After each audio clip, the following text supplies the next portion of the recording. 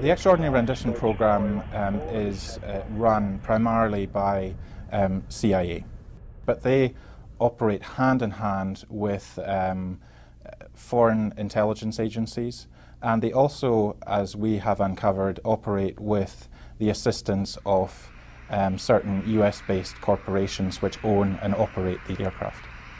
The CIA operates in a black hole, and it can do whatever it feels necessary to get persons who it deems to be terror suspects to detention facilities or to the custody of foreign intelligence agencies. I was taken from airport, blindfolded and cuffed by a van to a security zone. They told me that the US had a story they wanted from me, and that was their job to get it. I received a telephone call about 4 o'clock, and he's Ahmad, and he said that there is somebody arrested him. He didn't know, he think it's Swedish. Take many days until I can believe that he is in Egypt. Ahmed is an Egyptian citizen. He and his family were in the process of seeking asylum in Sweden. One day in December 2001, Ahmed was walking down the streets of his hometown. He was picked up off the street by Swedish security police, and 24 hours later he was handed over to the custody of agents of the Central Intelligence Agency. We've only sued one defendant, and that defendant is Jeppesen Dataplan. And Jeppesen Dataplan are a wholly owned subsidiary of the Boeing Aerospace Company. In this lawsuit, we allege that over a 4-year period, Jeppesen actively participated in the rendition program by supplying flight and logistical services to a total of 15 aircraft which were used by the CIA in the Extraordinary Rendition Program. In Ahmed's case, what Jeppesen did was that they arranged the flight and logistical services for the aircraft to get that aircraft from point A, Sweden, to point B, Egypt. He's tortured, physical torture, very badly. And he's affected from this torture. He is tortured by electricity, then pour cold water in him. He left sometimes in very cold room with like freezing temperature. He's tied from head, from legs and hand, and left like this for long time, days. Binyam Mohammed is an Ethiopian citizen who has legal residence in the United Kingdom. He was rendered on 2 occasions, and on those 2 occasions the CIA rendered him using the services of Jeppesen Dataplan. So Jeppesen Dataplan, what they did was arrange flight and logistical services to pick Mohammed up in Pakistan and then fly him to a detention facility in Morocco. Here I have a diary of Binyam, and I'm gonna read from his diary for you. They cut off my clothes with some kind of doctor's scalpel. I was totally naked. They took the scalpel to my right chest. It was only a small cut, maybe an inch. At first, I just screamed. They beat them up, they strip them of their clothes, they humiliate them, they take photographs of them, they then sedate them and then chain them into the seat of an aircraft and fly them to their end destination point.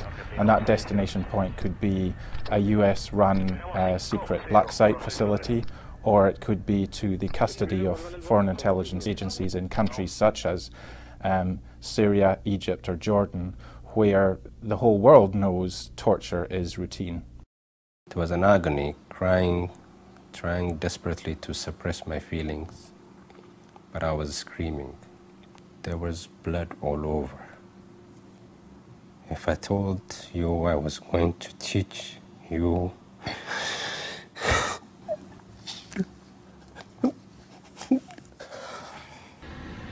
these planes were private jets that needed major support by companies specialized in doing that. Claudio Gatti is an Italian investigative journalist, and he's based here in the United States. To the untrained eye, these flight records are complete gobbledygook. What Claudio did was he broke the Jeppesen code.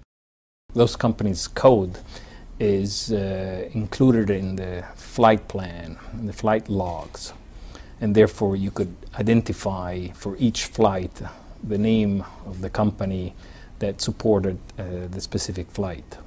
One of the 7 individuals that were rendered on board of planes serviced by Jeppesen was Qasim El-Britel, who is a Moroccan-born Italian citizen who was captured in Pakistan in March 2002 and was taken into custody by US forces and was flown from Islamabad to Rabat in Morocco. Based on a confession that the lawyer claims was the result of torture, he was sentenced to 15 years in jail. I did call the CIA and ask them if they could confirm the fact that Jeppesen had a role in the extraordinary rendition program, but as expected, they declined to comment. We filed this lawsuit against Jeppesen because we felt it was important to hold the corporation accountable for its complicity in the rendition and torture programs of the U.S. government. U.S. corporations should not be able to reap profits off of a program that is illegal and violates the basic values of Americans, individuals like Khaled El-Masri, a German citizen who's our client in another lawsuit. Khaled El-Masri is another victim of the extraordinary rendition program. He was rendered from Macedonia to a secret detention facility run by the CIA in Afghanistan. He was detained there for some 5 months. 2 weeks into his detention, MSNBC reported that both Condoleezza Rice and George Tenet, then director of the CIA, were informed that they had an innocent man detained in a US-run detention facility. But yet his incarceration continued there for a further 5 months until he was subsequently released, flown back, dumped on a hilltop in the dead of night in Albania to find his own way back to his home in Germany. He was tortured, he was humiliated, away from his family. He's a completely changed man.